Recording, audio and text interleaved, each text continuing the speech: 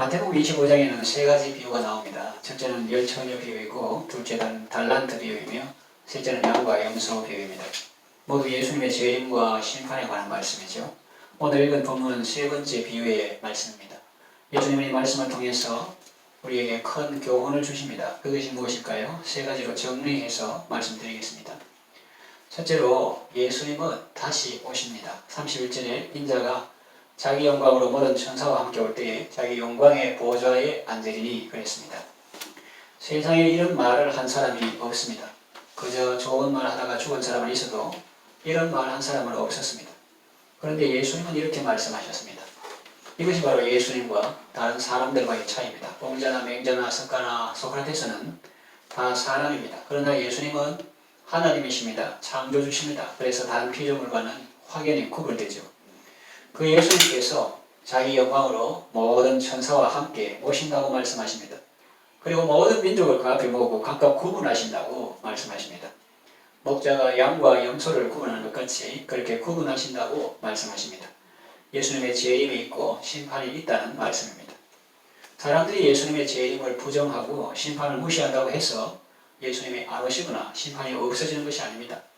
하루살이가 모른다고 내일이 없는 것도 아니죠. 도둑이 큰 소리 친다고 안 잡히는 것도 아닙니다. 이 땅에서는 영구미제 사건이라고 하는 것이 있을 수 있습니다. 영원히 풀리지 않는 그런 사건이라고 하는 것이 있을 수 있습니다. 그러나 온전한 세상에서는 그런 것이 없죠. 이 땅에서조차 양심의 가책이라는 것이 있지 않습니까? 소리는 녹음기에 저장되고 영상은 캠코더에 저장됩니다. 하물며 사람의 이력이 없어지겠습니까? 자료를 삭제해도 그것을 다 복원하는 시대가 아닙니까? 심판이 없다는 것은 거짓말입니다. 사람이 한 번 죽으면 끝이라는 말도 거짓말입니다. 거짓에 속아 후회하지 마시길 바랍니다. 청년의 때에 창조자를 기억하고 사람의 본분대로 사는 것이 지혜입니다. 둘째로 그날의 평가는 오늘의 삶에서 결정됩니다. 그날의 평가는 그날 갑자기 결정되는 것이 아닙니다. 오늘의 삶에서 결정됩니다. 오늘 여기 주님의 형제 중 지극히 작은 자 하나에게 한 것이 곧 주님께 한 것이라고 주님이 말씀하십니다. 그러니 천국에서의 삶만 소중하고 지금 이 세상에서의 삶은 안 중요하다고 생각하는 것은 잘못된 생각입니다. 물론 성도에게 천국 소망은 중요합니다. 이 고통과 슬픔이 많은 세상에 살면서 언제나 빛과 사랑이 넘치는 천국을 바라보며 날마다 나아가는 것은 중요합니다. 그러나 그 천국의 가치를 결정하는 것이 바로 오늘의 삶에서 결정된다는 것을 아셔야 합니다. 천국만 중요한 것이 아니라 이 땅에서의 삶도 중요하다는 말입니다. 이것은 현세주의하고는 좀 다릅니다. 죽으면 끝이니 살아있는 동안에 열심히 먹고 마시고 즐기자 하는 사상과 다릅니다. 내세를 부정하고 천국을 부정하는 것이 아니라 천국이 분명히 있는데 그 가치가 오늘의 삶에서 결정되기 때문에 오늘의 삶에 충실하자는 말입니다. 전에 우리 교회에서 했던 연극 기억나십니까? 아마 개척 초기에 했던 것 같은데 고두장이 마틴 돌스토이의 글을 연극한 것인데 그 마틴이라는 사람은 꿈에 예수님이 자기 집에 오시겠다는 말을 듣고 집을 깨끗이 청소하고 손님 맞을 준비를 합니다. 사실은 손님이 아니라 주님이시니 주님 맞을 준비를 했다고 하면 정확하겠죠. 그런데 아무리 기다려도 주님은 오시지 않았습니다. 그 대신에 아침에 일찍이 그 추운 러시아에 그 동네의 가게에 지하실에서 이렇게 보니까 추운 데 떨고 있는 청소부 아저씨가 있어서 잠시 들어가서 몸 녹이고 차 마시게 하고 또 나중에는 추운 날 아기를 놓고 가는 아주머니를 도와주고 그리고 또 나중에는 어떤 소년이 배가 고파서 과일을 훔쳐 먹다가 들켜서 가게 주인에게 맞고 있는 것을 보고 자기가 과일값을 대신 지불하고 그 소년이 과일을 먹게 했습니다. 참으로 피곤한 하루였습니다. 온다는 예수님은 아무리 기다려도 안 오고 그런 세 사람을 이렇게 잘 대접해서 보냈습니다. 잠자기 전에 성경을 펴었는데 그날의 오늘의 말씀 자기가 정해지고 있는 그 말씀은 바로 이것이었습니다. 지극히 작은 자 하나에게 한 것이 곧 내게 한 것이니라. 그것은 바로 마틴에게 향한 주님의 음성이었습니다. 여러분 예수님을 찾기 위해서 너무 멀리만 보지 마십시오. 예수님은 여러분 가까이 있습니다. 또 너무 높이만 바라보지 마십시오. 예수님은 여러분 옆에 있습니다. 예수님을 찾기 위해 너무 고상한 것에만 마음을 두지 마시고 크고 유명한 것에만 마음을 두지 마십시오. 그런 것들은 어쩌면 예수님과 아무 상관이 없는 것인지도 모릅니다.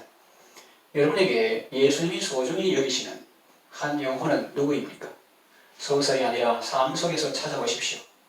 요즘 같은 시절에 전혀 모르는 낯선 사람에게 무턱대고 선행을 베풀다가는 괜히 오해를 받을 수 있고 그에게 이용당하거나 여러분이 지칠 수 있습니다. 기쁨이 넘치고 예쁜 여집사님이 길거리에서 이렇게 열심히 전도하고 전도 용품을 나누어주고 그러니까 옆에 사람이 있다가 이제 돌아가는데 줄줄 따라오더니 집에까지 와가지고 한다는 말이 나 좋아하지 이렇게 오더라는 거죠.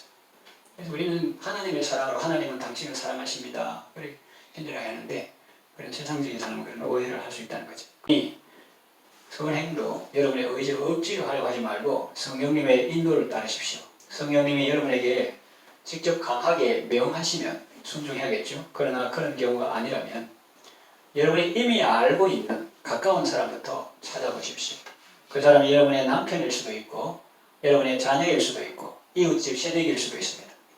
여러분의 전도 대상자나 가까운 이웃일 수도 있습니다. 예수님을 놓치고 후회하는 일이 없기를 바랍니다. 세 번째, 주님과 하나됨이 영생입니다. 염소 같은 자들은 주님을 떠나 영벌로 들어가게 됩니다. 그들은 평소의 삶에서 예수님을 몰라보고 무시하고 배척했던 사람들입니다. 예수님을 꺼리고 싫어하고 멀리 했던 사람들입니다. 마치 우리 고전의 춘향전에 나오는 변사도 같습니다. 암행 의사를 몰라보고 거지인 줄 알고 함부로 대했다가 나중에 상황이 역전되고 판세가 뒤집어지니 매우 당황하죠. 염소 같은 자들은 주님 앞에서도 당당합니다. 주님이 우리에게 오셨을 때 우리가 대접 안 했다고 하는데 언제 주님이 우리에게 오셨습니까? 그렇게 묻죠. 우리가 언제 주님을 홀대했습니까? 라고 하면서 항변하지만 소용이 없습니다. 자기들이 눈이 어두워 보지 못했기 때문이고 마음이 청결하지 못해서 하나님을 보지 못했기 때문입니다. 그들이 주님을 떠나서 영벌로 들어가는 것은 주님의 심판이기도 하지만은 자기들이 자초한 것이기도 합니다. 왜냐하면 그들이 워낙 주님을 싫어하거나 주님 싫어요, 말씀 싫어요, 교회 격자도 싫어요 하니까 하나님 하도 달래도 그거 안 되니까 이제 결국은 그러면 너 좋은 대로 해라. 그렇기 때문에 자초한 것이기도 합니다. 주님을 싫어했기 때문에 주님의 없는 것, 은혜가 없는 곳으로 가는 것입니다. 영벌이라고 합니다. 지옥의 고통은 큽니다. 거기는 구더기도 죽지 않는다고 표현되어 있습니다. 요즘은 구더기 보기 어렵죠. 그래도 시골에 가면 볼 수 있습니다. 사람들이 기르는 군뱅이 그 양식하는 그거하고 다릅니다.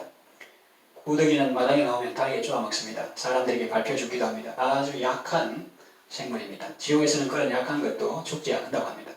그리고 성경에 이런 표현도 있습니다. 그날에는 죽고 싶으나 죽음이 그들을 피하리로다. 죽고 싶어도 안 죽어지니 얼마나 괴롭겠습니까? 불로 소금 치덕함을 받는다는 표현도 있습니다. 기독교 작가인 C.S. 루이스는 이런 내용의 추리를 했습니다. 지옥에 있던 사람들이 천국에 나들이를 갔는데 대부분의 사람들은 다시 지옥으로 돌아왔다. 우리가 생각하면 좀 이상하죠. 지옥은 살기 어렵고 천국은 좋은데 왜 돌아왔을까? 거기 언제 살지? 이렇게 생각할 수 있는데 그 작가니까 아주 통찰력 있는 생각이다. 이렇게 우리가 볼 수가 있습니다. 지옥은 고통스러운데 모처럼 천국 갔으면 얼씨구 좋구나 하면서 눌러 앉아있을 것이지 왜 다시 지옥으로 돌아갔을까? 보통 사람은 그렇게 생각하는데 작가가 말하자는 말은 무엇이겠습니까? 그들이 하도 하나님을 싫어해서 하나님 은혜가 없는 곳으로 보냈는데 하나님 앞으로 오니까 영 불편한 겁니다.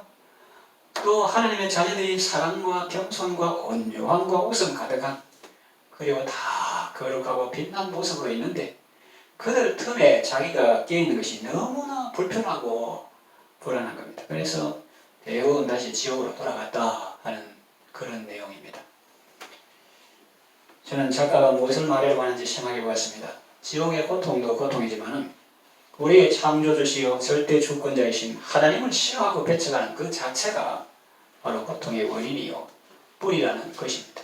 이 하나님께서 지으신 이 세상에 하나님의 질서가 있는데 하나님하고 같이 선악을 판단하면 문제가 없는데 자기가 하나님도 아니면서 마치 하나님처럼 좋다 나쁘다 선하다 악하다 이렇게 판단하면 그만큼 자기에게 고통스럽다.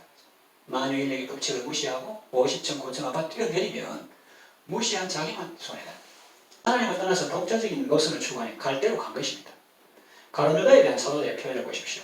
그 가룟유다가 몸매가 죽었을 때 성경이 어떻게 표현되어 있습니까? 어떻게 표현했습니까? 유다는 제 길을 갔나이다. 자기 갈 길을 간 거예요. 생명이신 주님을 싫어하고 배척하는 그 자체가 고통 아니겠습니까? 캄캄한 어둠과 두려움 속에서 슬피 울며 이를 가는 것입니다. 양 같은 자들은 하나님의 나라를 상속하게 됩니다. 놀라운 것은 그 나라가 창세로부터 우리를 위하여 예비되었다는 사실입니다. 하루아침에 만들어진 것이 아니에요. 하나님께서 사랑하는 자들을 위해서 창세로부터 예비하셨습니다. 예수님 말씀하셨죠. 너희는 마음에 근심하지 말라. 하나님을 믿으니 또 나를 믿으라. 내 아버지 집에 거할 곳이 많도다. 그렇지 않으면 내 일을 쓰리라. 내가 너희 위하여 처소를 예비하러 가노니 가서 처소를 예비하며 너희에게로 와서 나 있는 곳에 너희도 있게 하리라. 그랬어요. 저는 힘들고 배우할 때 예수님의 이 말씀을 묵상하면서 많은 은혜를 받습니다. 오스카 와일드의 단편 소설이 있습니다. 거인과 소년. 사실 이제 책에서 나오게 되는 그런 내용인데 아시는 분도 있었겠습니다만은 이 거인은 큰 저택에 살면서 동네 아이들이 놀러와 떠드는 것을 싫어하고 쫓아내 버렸습니다. 와글와글 떠들고 하니까 싫다고 귀찮다고 쫓아내 버렸어요.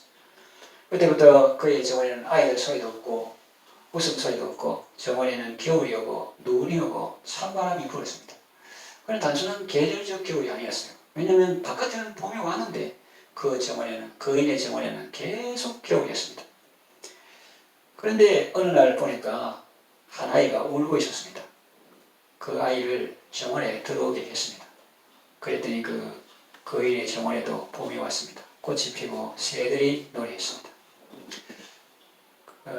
그 거인이 외출했다가 오니까 다른 아이들이 거인 모르게 와서 그 집에서 놀고 있으니까 우리 집에 왜 꽃이 피었지? 보니까 이제 아이들이 놀고 있는데 한 아이가 담에 걸리가 오도가도 고생했거든요. 그 입을 다 안고 있는 자기 집 안으로 들어가니까 완전히 봄이 돼가지고 좋았습니다. 그런데 이제 거인도 그 아이가 있는 것이 좋구나, 나도 좋고.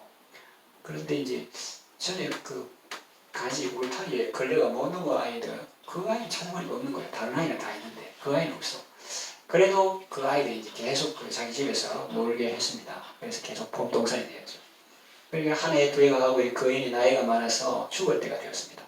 그때 형들이 막 놀고 누나들이 놀고 그때 오지 말고 가지 울타리에 걸려서 울던 그 아이 자기가 이렇게 구출해가지고 자기 집 와서 놀게 해주는데 그때 이 거인이 나이가 많아 죽을 때가 됐는데 그때 그 아이가 나타나서 거인에게 말했습니다.